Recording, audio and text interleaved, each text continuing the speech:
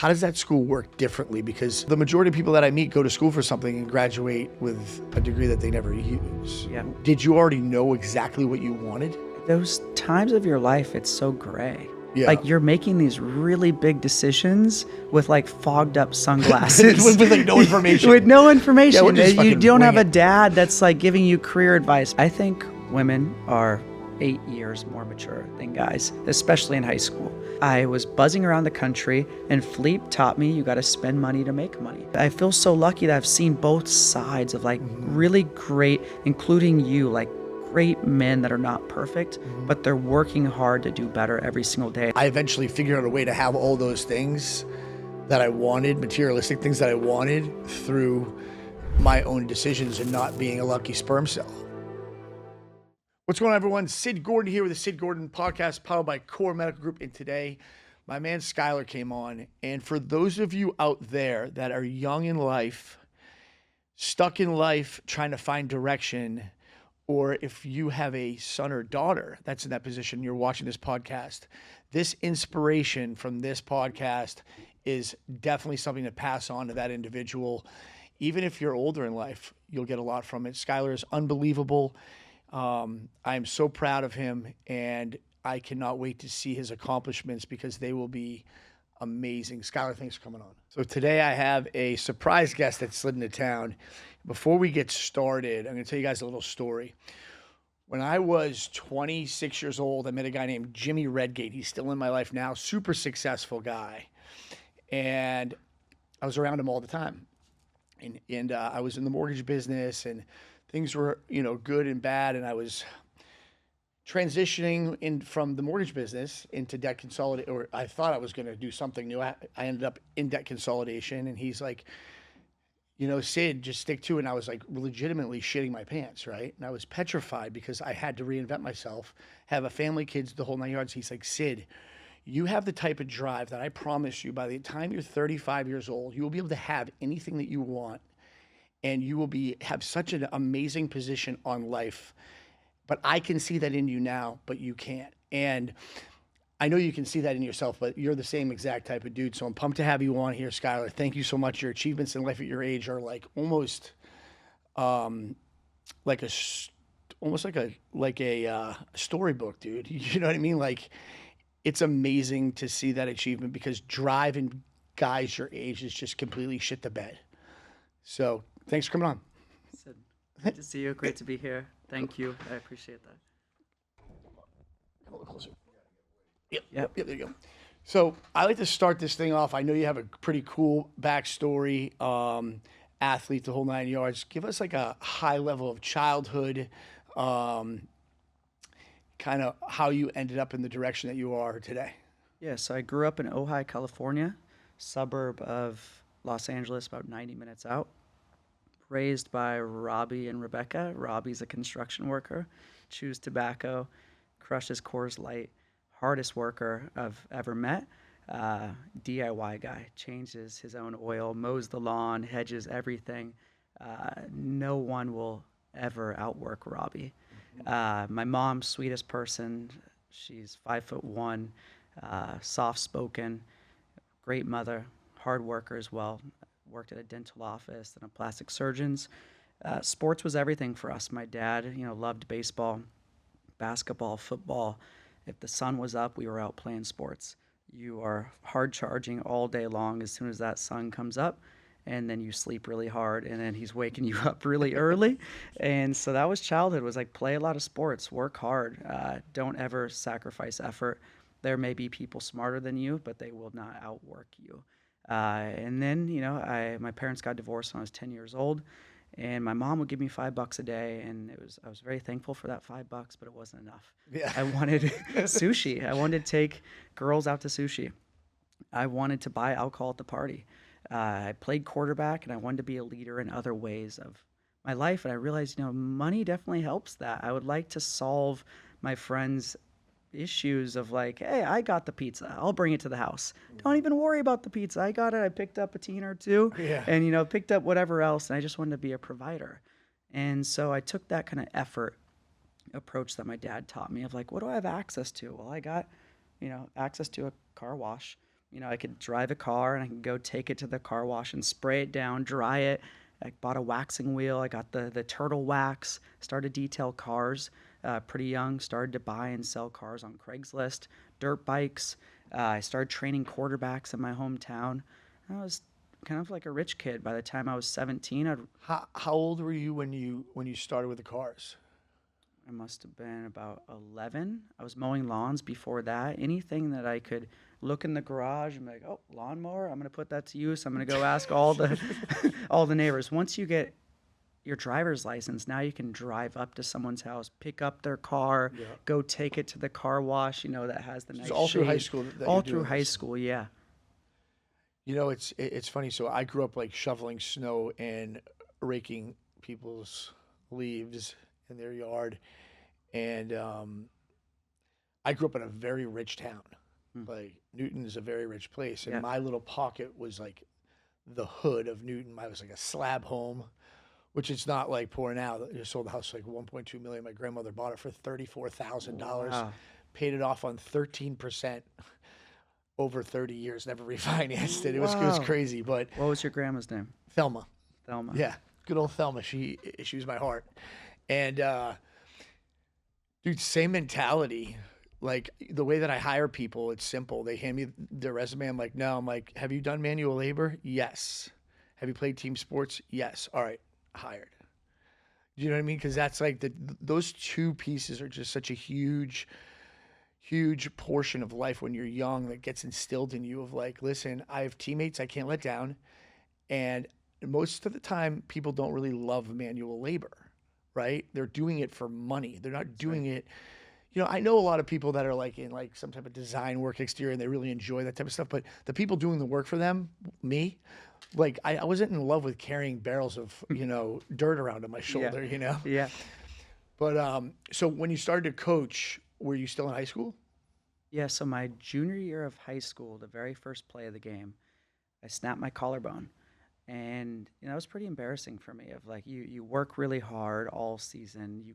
You finally get to go and start the season. In the very first play, I drop the snap and I run up the center and a big linebacker hit me and snapped my collarbone. And the collarbone's terrible. You have to take off your pads with the broken collarbone. And then I was just devastated. And the coach was like, hey, why don't you coach freshman football? So instead of making me watch the varsity team, That's my sick. brother's my backup. So my younger brother, I had to beat out to get the starting role every year. And What he was below younger, you? yeah. Okay. So we're 1 grade apart, but 2 years difference. Complete different work ethics. My brother is one of the lucky types that like can eat cereal and play video games all night long and then go ball out. I'm the opposite. I'm doing push-ups in the morning. I'm eating steak. I'm taking whey protein, creatine, like all to just be a little bit better than him. Just some people are lucky where they don't have to prepare much.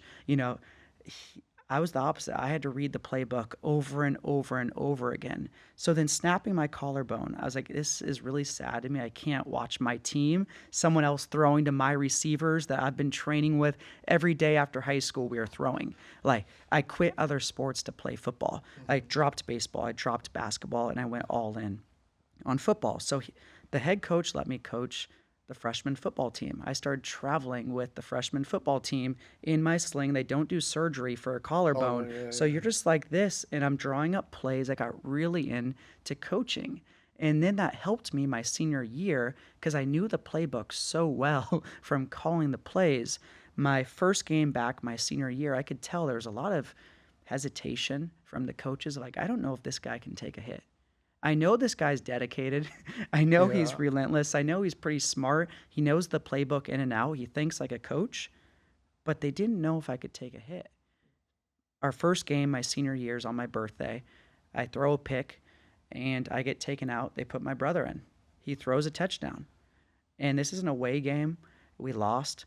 And I'm driving in the bus like 3 hours crying. I'm like, oh, I'm working so hard. I'm working so hard. My fucking little brother got to throw a touchdown my senior year to my receiver again. It's just not going well. And so the second game, finally throw a touchdown. Finally win a game. Third game, I break 5 school records in one game.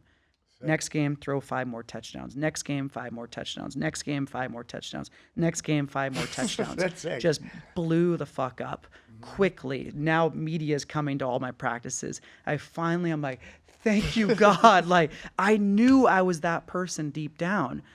I just had to show the world. The best part about that story is that you wouldn't have had that gratitude without that first game. That's right. Like those are the things, like with me, like when I'm at, I relate that a lot to work. Like when I go to work and there's just like a shit show in my hands, dude, and I have to overcome that, and then all of a sudden the money starts to flow. I'm like, oh my gosh, because if the money just came in all the time, there's no such thing as a business that you just make money, right? That's right. I mean, I've heard of them before, but I just haven't been involved in one, I guess. That's right, yeah. But it's so crazy because like I'll go home and I try to leave it in my driveway, but I'll walk in and my wife's a savage. She's like, "Bad day, huh?" I'm like, "Yeah, how'd you know?" She's like, "Well, I've been around for so long, right? But those bad days," and then I'll come through the door. She's like, "Good day, huh?" And I'm like, "Yeah, great." And she's like, "You can't have the good ones without the bad ones." Right. It's just like, for me, it wouldn't be fun any other way. Like being devastated, like, I had a staff member, screw me over a while ago, and that was just so devastating, dude. It was like the worst thing ever. But I learned so much from that freaking situation, And I think that even John says like this all the time. He's like, Sid, you've had so many experiences in life, and if you don't really adapt and consume and understand those bad experiences, you can't help other people, right? And that's like a big thing for me too. Like it's just like you said, like you want to be the guy showing up to the place with pizza and a bottle of freaking, Oldschlager or something. But I relate to that too. And like one other crazy point is like, I was watching these kids just being given money when I was a kid. Yeah. Right. And then I'm just like, man, I eventually took a bad turn and did things for money that I don't really regret at this point, because it really taught me a hustle. But at the same time, like, I eventually figured out a way to have all those things that I wanted, materialistic things that I wanted, through my own decisions and not being a lucky sperm cell. And I was proud of that.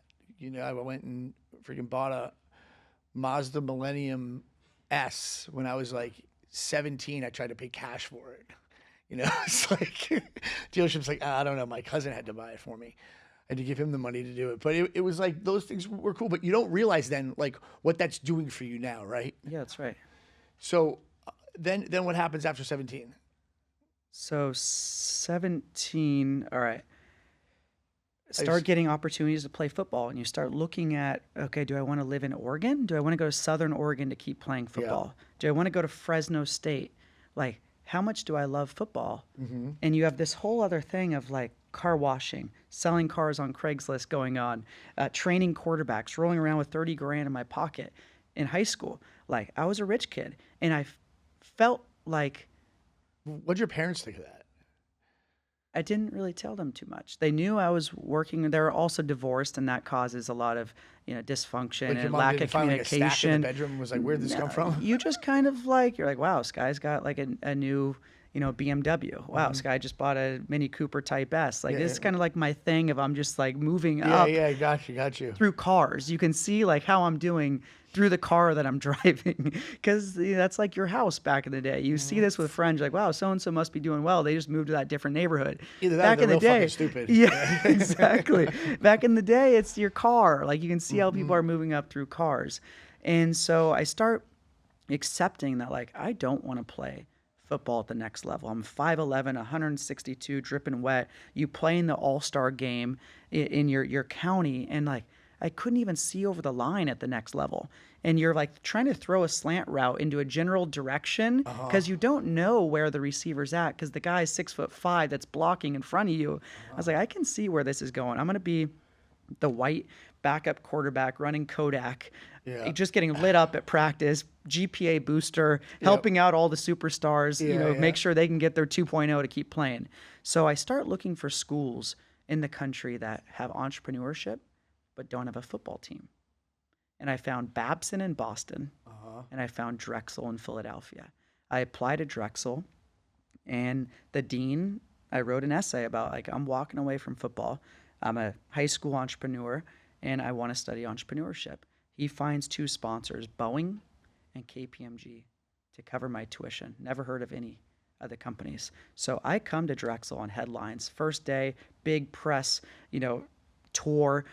I'm a PR piece for Boeing and KPMG of how they found this young entrepreneur who is going to help put the entrepreneurship school on the map. So let's talk about that for a second, because like this might change my opinion a little bit on college, because I'm not a big believer, unless you want to be an architect, a lawyer, a doctor, something.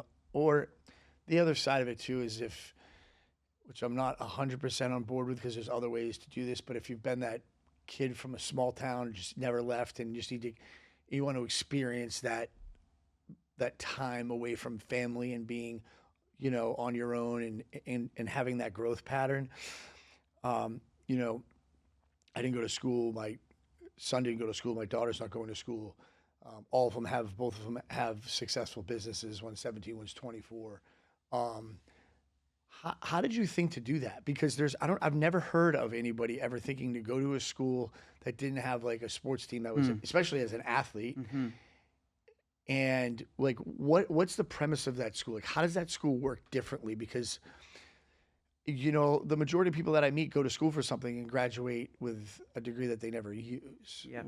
Did you already know exactly what you wanted? Those times of your life, it's so gray. Yeah. Like, you're making these really big decisions with like fogged up sunglasses. with like no information. With no information. Yeah, just you don't have wing a dad that's like giving you career advice. My dad's telling you that the Dodgers are up 4-2 going into the top of the 5th. Like, that's the conversations with dad. It's not about like career trajectory, take some risk, like no risk, no reward. It's like just How old are work your hard. parents?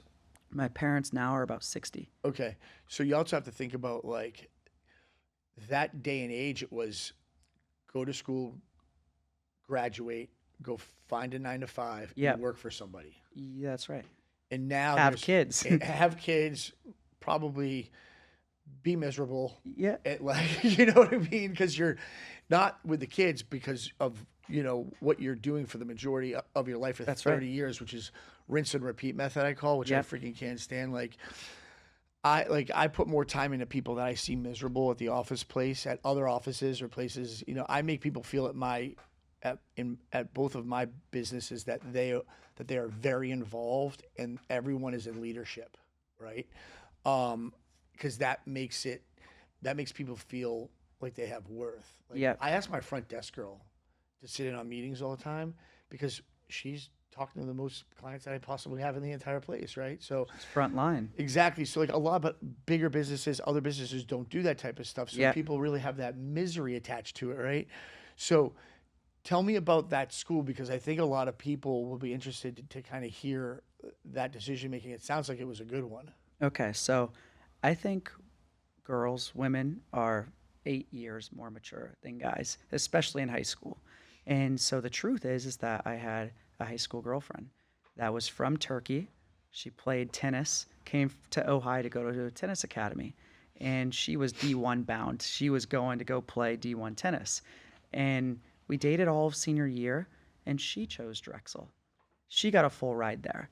And I'm like, oh my, this girl is incredible. She's so smart. She's so well traveled. She's got all these passport stamps. I don't have a passport. I don't speak any other languages. I felt so small and like, wow, you are a killer. You are incredible. I was so impressed with her. And her glasses had no fog in them. She knew exactly what she was doing, where she's going. And she applied there. She got in. She got a full scholarship.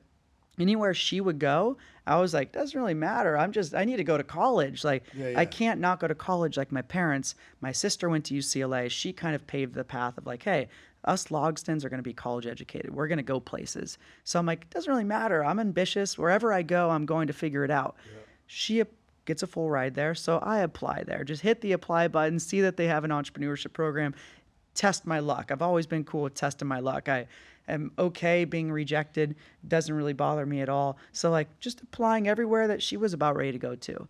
And it all worked out. I get into this school. The first day of class is called Launch It.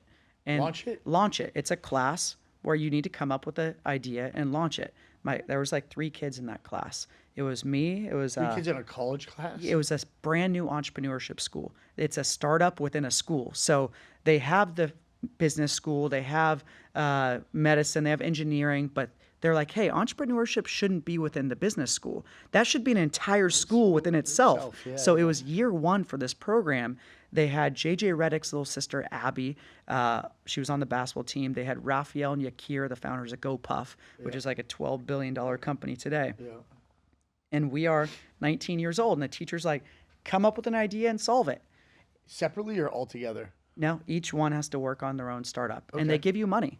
I think we got like 10 grand to work on our first idea as a 19-year-old. My business mentor does that. He gives money, incubates. He picks like 15 kids a year and gives them $15,000. He's got 2 offers. One, you can learn the stock market. Number Yeah. 2, you have to pitch a business to them. Sick. And he gives out that money. He also pays for like 30 kids a year that Sick. are underprivileged to go play sports in college. Insane. But he also has something called "fuck you" money. Yeah. This is our dream. Like, Yeah, I would exactly. love to do that. Like, exactly. fan the flame of entrepreneurship. So my biggest problem at the time was I moved from Ohio, where I went to the same hairstylist or barber every day. Then I get to Philadelphia and I go get a haircut, and they took my fade to here. Like, it was the craziest haircut. Luckily I had a girlfriend, so I just put on a beanie and it would eventually grow back. I was getting the most fucked up haircuts in Philly I've ever seen in my whole life. That was scarring, huh? Yeah, it was scarring. I didn't know how to tell someone how to cut my hair because you're go to the same person Oh, got every you. 3 weeks. I just sit down and close my eyes. Alex would spin me around, and it looks like it did 3 weeks ago in Ojai. So I found a developer that went to Drexel. He was an alumni. He was working in Boston at Vista Print. I wrote him on LinkedIn saying, hey, man, I'd love for you to develop me an app to help me get better haircuts. Every time I go to the barbershop, I'm getting shitty haircuts. Can we create an app where I take photos and videos of all my favorite haircuts I've ever got? And then I could hand my phone to the barber. He writes down what he or she did to the haircut. It was a 1 to 2 fade on the side, finger length on the top, did a beard, mid-level, hard lines, whatever it is, let the barber type in what he or she did. Then I can go to any barber. Are they talking to that barber, or do you ask the barber first before you go there? Yep. So I go get a haircut. If I like it, I go, hey, Mark, can you take a photo and a video of this haircut? And then can you answer this questionnaire about what you did to my hair? And then takes it. The next time I show up, I just show Mark the video of last time. So it saves Mark time from having to hear me grab the lookbook, make me look like Justin Timberlake, but not like this, no less like that. It takes time from the barber. They're in the fast turn business. They want to get you in and out. But the little 5-minute stories add up. Look at my whatever they got to do with each guest. So that was my first product outside of car washing, lawn mowing. This was something with a lot of scale. So I had an app, and it's like back to the same shit. Hustle. So did that guy just do that app out of the goodness of his heart? I mean, I learned how to like incentivize someone, be a co-founder, Got you. equity. We never made shit for money off that. But I would not be here today if I didn't have that product.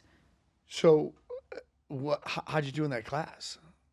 Crushed it. Like, it's entrepreneurship. If the teacher sees that you're busting your ass, you're out doing market research, like the homework assignments would be go talk to 200 customers this week and get their feedback. So that helped me form this, like, I'm not always right. You need to go talk to the market. Let the market tell you. Like, most of my ideas are terrible, and we've been working with each other for a bit now. Like, I'm always down to be like, that's right. Hey, let's test it. Let's see how that goes. Let the market tell us what's right. We can have our hunches. I will quickly spin out of my hunches if the market's telling me different.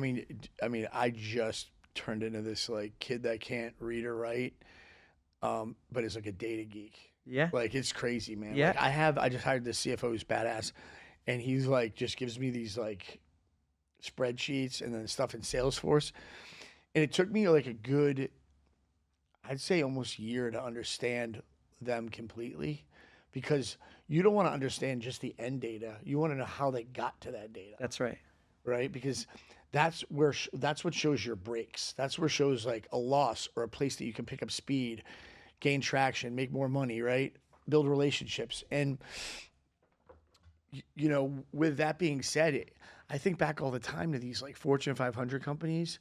Like, 50, 60 years ago that didn't have that information, like didn't do that. It was like those people were really smart, you know? That's Like, right. Yeah. So I want to answer the question about college yeah, for yeah, you. yeah, Like, go please. I really want, so you create this app, and then if that's not enough that they're giving you money to create your own ideas, I could have created a t-shirt company and, 3x'd my money just off of blank t-shirts. I could have started a cookie company and sold cookies. They didn't kind of control what you worked on. I chose software. And so now I have an app. And at the time, Instagram was just coming out. Photos, we were posting everything. You go to dinner, photo, post, hashtag dinner, hashtag Friday night. Like, we were all going crazy with Instagram at the time. Snapchat was going, Facebook was kind of fading out a little bit already. And so they would also take us on field trips. Spring break of college was not spring break like what people know it as. For spring break, I went with the dean and the classmates to Silicon Valley. And they all expense paid for, put us in hotels, food covered. We go to Google, Facebook, Apple, went to eBay, and then they took us to some conference, and the founder of Shazam was a speaker there. Okay. 19 years old, I get Philippe Engelbrecht's business card. He created Shazam, sold it to Apple for $400 million. His parents owned liquor stores, one liquor store in Belgium. He came from a similar upbringing as you and I, just work hard. He would be the bagger to take the groceries from the liquor store to the car, and he would make his tips off of that 5-minute conversation out to dropping off the bags. He had similar stories as you and I. This guy took an interest in me. It was the most successful person I've ever met. I had a business card. I'm like, what do I do with this thing? How do I not ruin this opportunity? How do I make it grow? And it's just back to the basics. How do you make friends as an athlete? You need all your teammates to like you as a quarterback. I can't have some linebacker who's like giving me cheap shots, trying to fuck me up at practice. You need everyone to like you and want to win with you. Exactly. So I'm like, how do I just become friends with this guy? Go back to college, and I start emailing him from Philadelphia once a week. I would proofread that email 100 times. I would make sure I wasn't over caffeinated, hungover, didn't sleep well. Like, that was a really, really, really. So you sent him an email once a week, or you only sent him an email once a week, okay. all through college. Okay. And he would reply, and I'd ask him things about my startup. How do you think should I start selling products within my clips? I have all these people that are using us for their haircuts. Should I start getting them to buy gel through us? Should I start guiding people to barbershops for discounts? Maybe this barbershop wants like a 2 p.m. to 4 p.m. special. He would help me think through how to monetize this, how to scale it. And at Drexel, I was a PR piece for them. So if you type in my name, haircuts after it, Drexel was getting me all this coverage, which would just drive more app installs for my app. So everything started with Philippe. So how come you didn't make any money from that app? It was just not good for the market, or too? Because I feel like that would, with having all the counterparts and all the additional, find the closest barbershop to you with the best price, find the closest barber to you with the best star, with the most stars, like all that type of shit would be like great. Oh, I think that business is probably a $300 million business today. But when you have $10,000 and it's software, it's a very expensive asset class. 30 seconds, you can't even turn SEO on Google to pop up. Like, you're just... It was never about the money for me. It was learn how to manage. I had interns. Like, I was whiteboarding all through college. I was not like going to college football games in like the student section with like the paint on my body. Like, I was on the fucking. That's so weird to me. Yeah, totally. Like, I was on the whiteboards. I feel 50 at work because I've been at this since I was 19. And before that, you're hustling car washing. Like, and it helps you when you graduate and you're 21 now. My first job out of school, Philippe introduced me to the company he invested. It was a app to help people get city parking. So you would leave your house. You would say, I'm heading into San Francisco. I want a valet agent to meet me right here. We would pick up your car. We would go park it at a nearby garage. And then your phone turns into a shopping store. You can get a car wash. You can get your dry cleaning done. Then you push a button, whether you're at your office still or maybe you're on the other side of town, and we bring it right back to your feet. So we raised $35 million in a seed A and a B. I was their first sales hire, employee number 9, and I was in charge of corporate sales. I would reach out to Amazon, KPMG, all these companies, Goldman Sachs, that only have 10 parking spots for their employees, yet you're a 300-person organization. Yeah, that's a that means shit you have show. all these other people, especially entry level, that are like searching the city for parking, feeding the meters. That's where I first learned of like Did that sales. go like nationwide, or did it stay? Yeah, about 9 markets. That was my first Silicon Valley, like true, fuck, when you raise that type of money, it's go, go, go. Airbnb was popping up. On demand, everything was popping up. And we were just in a land grab. Expand, expand. I was a road warrior. I'd go to DC for a day, go onboard a partner, go to Seattle, go onboard Amazon. And the guy treated me like I was a 50-year-old seller. He's like, dude, you are printing us money, paying me out like, hey, I'm paying you off of your performance. I'm not paying you like a 21-year-old. Yeah, yeah. I'm paying you because you're critical to this business. Well, I mean, I don't think people that have the mindset of a guy coming through the door saying, he's only 21 years old or 22 or 23, I can take advantage of that person, doesn't help that person. That hurts that person because That's right. like you want to make it like the sky's the limit because you don't know what that person has deep down inside That's of right. them. Like you haven't seen that journey. And I was saying, he hears all the time, I'm like, dude, in most cases in Florida, I would rather hire a bag boy at Publix than a kid that graduated college and has like zero direction, or even someone who, I had this guy came to me with this like a marketing degree, like maybe a year and a half ago. He comes and sits down in the office, and I'm not cheap, dude. I take care of my staff. Like everyone's super happy. Right. And 90% of my staff at Core are the breadwinners, male or female, right, in their household. Well, this dude comes in and I was like, well, what's your desired pay? And he's like $120,000. And I was like, well, why? He's like, well, I just graduated college and I live in Boca. I go, all right, great. Well, I hope you get that. It's just not going to be here. And he was like all discouraged, just down there, and he left. And, I sat there and I was saying to myself, like, in some situations, because that's like a unicorn to have like someone going to school like that being so driven, because most kids go to college just to freaking have a lot of fun. You probably did, but you probably also managed it properly to come out the way that you did. I'm the guy now that looks at people when they come through the door. I have all outliers. My entire staff, they were all shit shows. Like came from broken homes. Like they're like kickboxers and dudes that did jujitsu with like scars on them and shit. Like they're a mess, but they're savages because I gave them an opportunity no one else did. That's right. Right. So that guy coming through the door gave you an opportunity you probably would not have had anywhere else, because they would have been like, all right, yeah, we're going to cap this guy at $80,000 a year. That's and right. he can make us all the money in the world. Yeah. Like that's the type of dude that like I respect that type of man a lot, because what's the difference if you're 40 or 20? If you're making the company millions, you should be sharing in it. That's right. So you go from that stage. What happened with that company? So they got acquired by a public company called KAR, K-A-R. And so the Shazam guy was an investor in that company. And I would meet up with Philippe. Maybe, So now you have a good relationship with Philippe. yeah, and he's been reading the investor updates. He sees how I'm doing. He sees that, I'm closing these deals. And so then I meet up with Philippe. I was like, dude, I want to start a company with you. I want to work with you. Like, we're kind of like flirting here where I have access to you, but like I have so much more to learn from you if I just did something with you.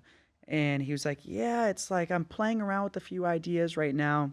I'm like, can I just get involved? Like, can you just like start sharing stuff with me? So when they sold, were you done? I left and then they sold a few months after. So I left and Philippe was playing around with a few advertising ideas. Maybe So like you saw them that they were going to sell, and you were like, I'm going to bounce, or I just wanted to bounce. When you're entry level, the equity was not, anything worth me staying around for. I have friends that did stay through the acquisition, did grow within the organization, did get, they were retained. And, if you spend X amount of years here, you'll keep getting more money. For me, it was always to get to CEO. Like I was not going to go spend 2 Plus you're years. so young. It doesn't, So young, exactly. that's Like right. I kind of just learned that like, hey, I can sell. Yeah, I yeah. can get into a room, doesn't matter what age I am. I don't know dick about parking, like parking, what the hell? Like, I'm not a parking guy. How can I go into I was a meter HR? maid in high school. Yeah, exactly. Yeah, Yeah, yeah. like it didn't matter. I was not a parking person. I was not a haircuts person, barber shops. Like it was just part of the story and to get to me, to show my value to Philippe of like, man, I think I'm good. Here you just kind of took a little risk on me of like introduced me to a company you invested in. You saw what I did there. Now I can come to you and be like, I want to do this with you. I want to build Yeah. something with Yeah, you. yeah. A guy that sold Shazam to Apple for 400 million. He took TrueCar public. Like he doesn't need to think of another idea. He doesn't need to put the stress on him to do another startup. So I'm telling him like, I would love to work with you. And he's like, well, here's a few ideas I'm thinking about. Like, there's nothing to join. There's no offer. Like, let's start thinking about it. And he's like, I want to make TV advertising feel like Facebook ads. I'm like, what does that mean? He's like, well, at TrueCar, I was buying TV ads. I had to try TV ads because, all the big auto companies do TV ads. And Facebook, I hit a wall on it. I couldn't acquire customers anymore on Facebook at the rate that I wanted to. Same as Google. I need to try something, and I lost my shirt on TV ads. I spent a lot of money. I had no idea what to tell the board. What was working? Was it ESPN? Was it Hulu? Was it Mom Video, Dad Video, GMC Truck? Like I had no idea, but I knew it was working. I just didn't know where the hell to keep spending. Was it? He's like, you could feel all this web traffic coming, but you didn't know where the web traffic was coming from. Was it ESPN that I should spend all my money on, or was it Hulu? Was it the Dad Video, the Mom Video? And he's like, go move in with your mom. Go back home. I'm like, oh my God. Like, I got to go live with my mom. What happened to the girlfriend? Is she gone now? Girlfriend's still dating. She goes to NYU. She's getting her MBA. I'm like traveling back and forth to New York, staying with her for a couple weeks, going back with my mom's, living off my savings. And Philippe tells me, like, just watch your Facebook ads or an Instagram. If anyone hits you with an ad, that means they're trying to do performance advertising. Let's send them a cold email. He's like, use my email, write hi from Founder of Shazam, and send an email to Masterclass CEO, Com CEO, Turo, and let's try to get them. And so they would reply, and I would say, hi there, adding Skylar. I go to my other email, make sure I'm on, adding Skylar here to the thread. We'll schedule some time to catch up. And then we would catch up. Usually Philippe wouldn't join the meeting. It would just be me. I'd say, like, hey, Philippe's not able to join. I'd love for you guys to try out TV ads with Tatari. And so I went unpaid for a year and a half to start that business. Eventually it started to get rolling. 30 employees, 80 employees, 150 employees, 250 employees, offices in New York, San Francisco. Are you still leading front for him? Yeah, I was the only one doing sales the whole time. Wow. And, I was buzzing around the country, and Philippe taught me you got to spend money to make money. So when I go to New York, I would go get a helicopter. I would go invite some brands, Fiverr, Roman, whatever hot brands were there, Hubble Contacts. Be like, hey, hop in the helicopter. Let's cruise around Manhattan, and then let's go to the private room at Nobu. And let's not talk TV ads. Let's talk everything other than that. Let's get to know each other. Do that, and then I'd send a follow-up email the next day and be like, so great hanging with you guys. Have a wonderful weekend. Let's catch up again next week. They'd be like, yep, we're ready to rock.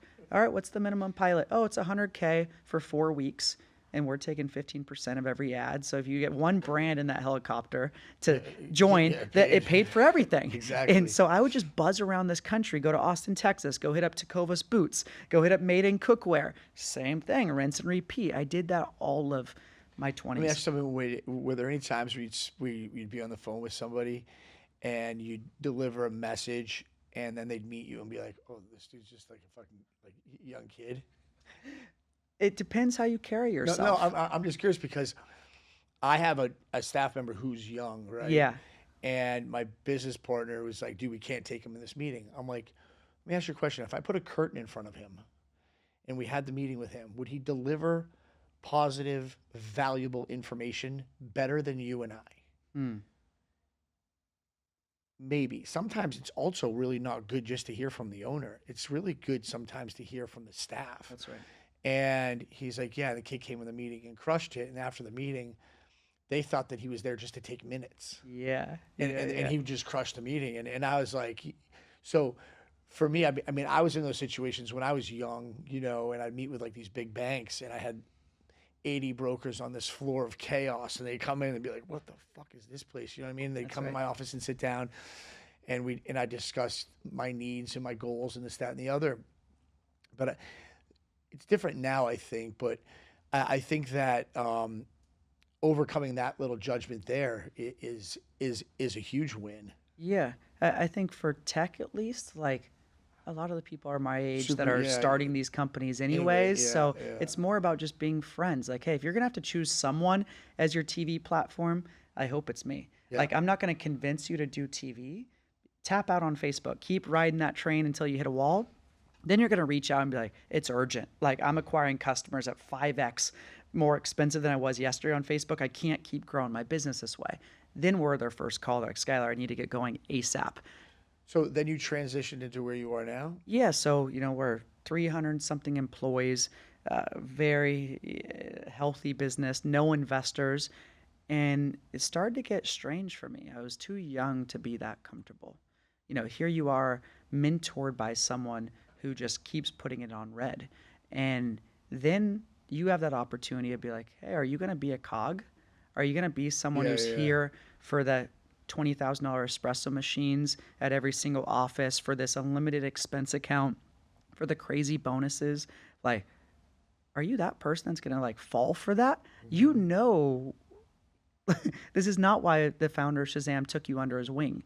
He wanted you to be the CEO one day. He groomed you and gave you access to conversations that like probably shouldn't have been in at 21 years old, 24 years old, 28. Do you know how that all started? What? I mean, I'll give you my opinion. Please. You had humility, and you wanted something so bad, and most people at that age don't have the humility to be like, listen, man, I really want to work with you. Like, I really want your knowledge. I really want your help. I will not let you down. And like just asking to have a cup of coffee and just like sitting there and listening and not talking over somebody who obviously is a savage. Like, I can't tell you how many people, like, they call me all the time and say, can you sit down with me and can you give me some business advice? I typically never say no unless it's the second time they asked me and they didn't listen the first time, which happens more often than not because they didn't listen and now they want to be coddled, right?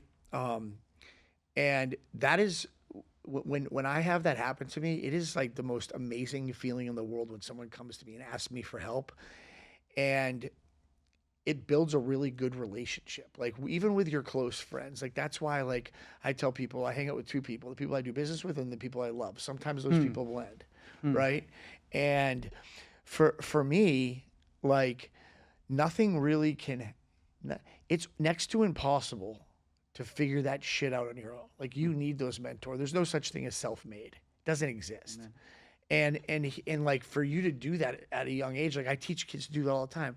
I wanted to be a good cyclist. Found the best cyclist in Boca. Started training with him. The next year, I'm training Ray Lewis. Wow. Like, I wanted to be the sickest bow hunter. Hang out with the best bow hunters. Want to be a better dad. Find a therapist to help me be a better dad. Like, those are the things that you have to do. So, like, dude, hats off to you at that age to do that. So sorry, go on. I just had to jump in there. Thank you. And Philippe he was a father figure to me. Like, I look up to him and no one can make me tear up like that guy can. Like, he did not go easy on me. He trained me. I call it Philippe boot camp. Like, that guy would be like, proofread your emails, man. Like, you want people to think you're stupid? Like, proofread your shit. Like, hey, why'd you show up like that? Like, why is your sound quality bad on that Zoom? Hey, why are you taking this call? It's not a call. Be on the Zoom. Have a good background.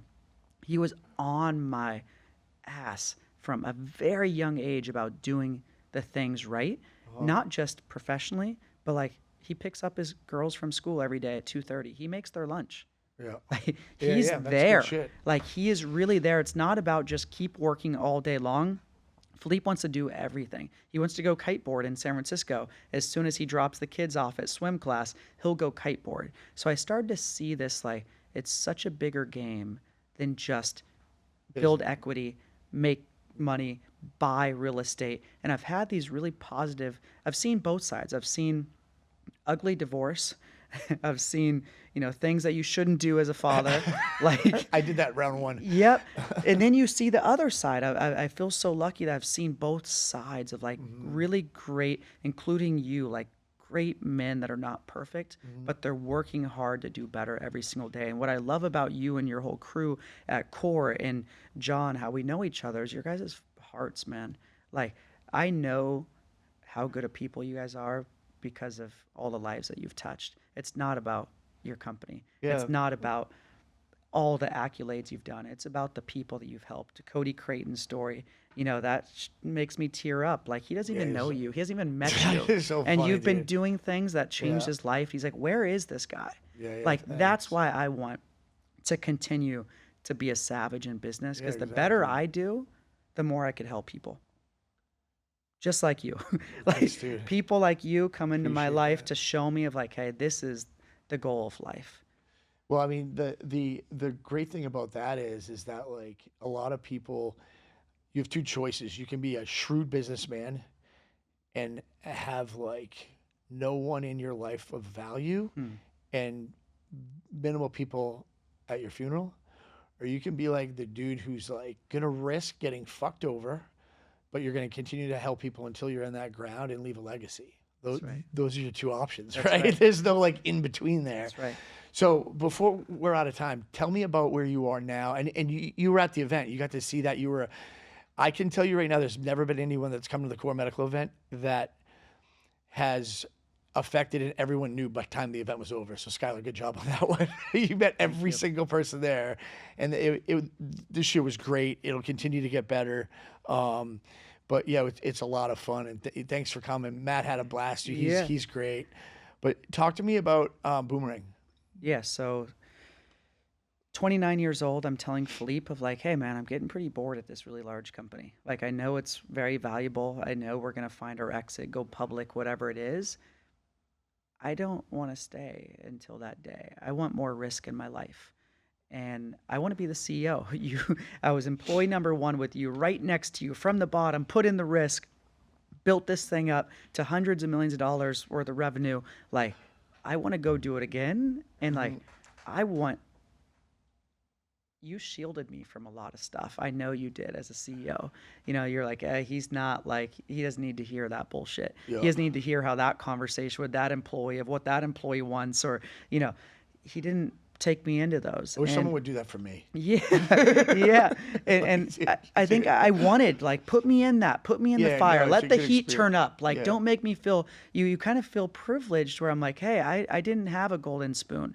Don't give me this golden spoon now just because I met you. Yeah. Now you're gonna kind of shelter me and make it really, comfortable for me. Like, no, keep putting me in these environments. So he tells me like, hey, I got an idea for you, but if you use my idea, I'm your co-founder. I'm like, what's the idea? He's like, let's create the Shazam of Lost and Found. I'm like, what does that really mean? He's like, household name, where if you lose something, you go post on Boomerang. Find something, go post on Boomerang. Every business in this world needs to be uploading what they find to Boomerang. Any dog lost needs to go up to Boomerang. Anything found in the street goes up to Boomerang. He's like, it's going to be a hard one, man. It's going to be hard. It's going to take blood, sweat, and tears. Shazam took 20 years to sell for 400 million. Don't think this thing's going to get solved overnight.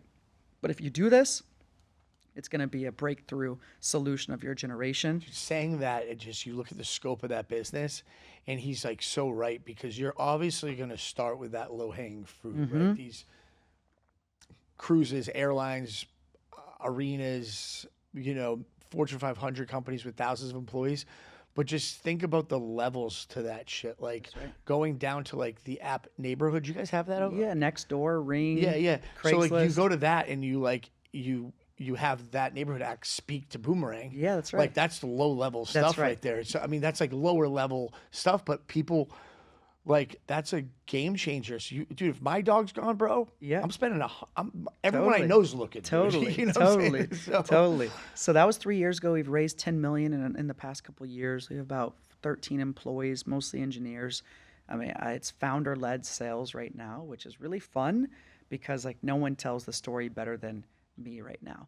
But that means last week I could be in France for a day. I could be in Italy for a day. I went to New York, went to Philly, saw her in Joshua Tree, like all in. This isn't the same girlfriend. Yes, this is Joshua Tree. Really? Yes. No, I'm from high school. Oh, no. No.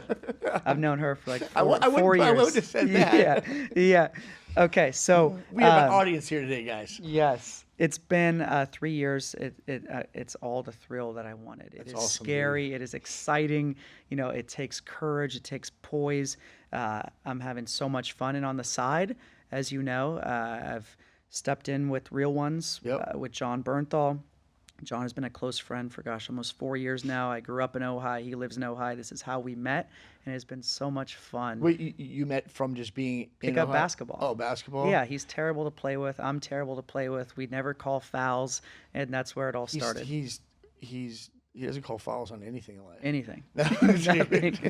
I mean, we're going to be out there together all next week. I can't wait. Yeah, Accountant premiere. I'm pumped. Well, dude, listen, man. I got to tell you, you're a work of art, dude. You just crushed it, and I'm really excited to see. I'll be retired here soon, but I'm going to keep a close eye on you because I love these success stories. I have like 2 or 3 guys that I've helped through business, and I like one of my favorite things to do is just to watch their growth. It's like having a kid essentially and seeing them successful. My son has been doing it. Like, I just love to hear about like how hard it is, how he overcame it, how great he's doing now. And like, these are things that like really inspire someone who's like been through it to be able to see other people do it. And the cool thing for me, man, is that you have the ability to like kind of change a lot of the pattern that's going on in the United States right now of these lazy motherfuckers that like just don't know what to do and like feel like they didn't have a chance or they weren't taught right. Like, your story really should be publicized like that. Like, art, like to not incentivize, but build that confidence for those people and kids out there. Like, that's a big thing. So taking advantage of like telling that whole story of like, I wasn't born into this amazing family. I had to like figure this shit out, and it was fun. Like, people are scared to figure it out. Once you start figuring it out, it's fun. Like, I tell people this all the time. You can take all my money from me tomorrow. I guarantee within 24 months, I'm right back to where I am now. That's right. Like, there's just no I think it's your people. Like, exactly. And this goes to the core medical event. I had no idea what I was flying to go experience. Yeah. Like, I knew that you are a great person. I know you're a hard worker. I know you have a wonderful reputation. But when I showed up to that event, like, I saw you for the very first time. Yeah. I saw what you mean. Right. Yeah. No, I saw you like as a person, not like seeing I saw your value. I saw what you mean to people from all different walks of life, from the chef that flew in from Vegas or was going to Vegas. Like, the hugs that you get, it's like, dude. Not like, hey man, great to see you. Like, be in touch. Like, it's like, thank you for what you've done in my life. Like, I feel like I joined a brotherhood. I know a lot of these people are Hells Angels, Mongols, military. Like, they know what brotherhood is. And like, it's not a label anymore. It's like, Sid is the glue to the brotherhood. And like, hey, your boys with Sid, your family with Sid, your family with John, your family with me. Immediately Instagram following, DMs like, yo, great to meet you. It's now crazy. Link up with You Will Hunt in Philadelphia. Like, I have emails, Origin sends a care package, like, Dean, Black Rifle. Like, I joined this brotherhood of people all through you. And like, that shows the power of you as a person, the power to build community, like without a patch. We're not killing for anyone. We are just trying to be strong men in this world that do good things. Would if it came down to it. If needed. But beautiful. I can't wait for your next event. Dude, it's awesome, man. That's the whole goal of it. It's like, core is not just, what's the thing is like, I just want it to be very well known that core is not just there to like take money and put people on testosterone, right? I'm blessed. We've done so well that like now we get to raise money and pay for people that can't afford it, and then also build a household name with a community. That's right. Right, and that community is huge. So, man, I appreciate you coming on so much. This young lady, next time she's in town, I'm going to have her on here because I hear she has quite the backstory. Thank you for putting up with us for the last 45 minutes. And guys, thanks so much.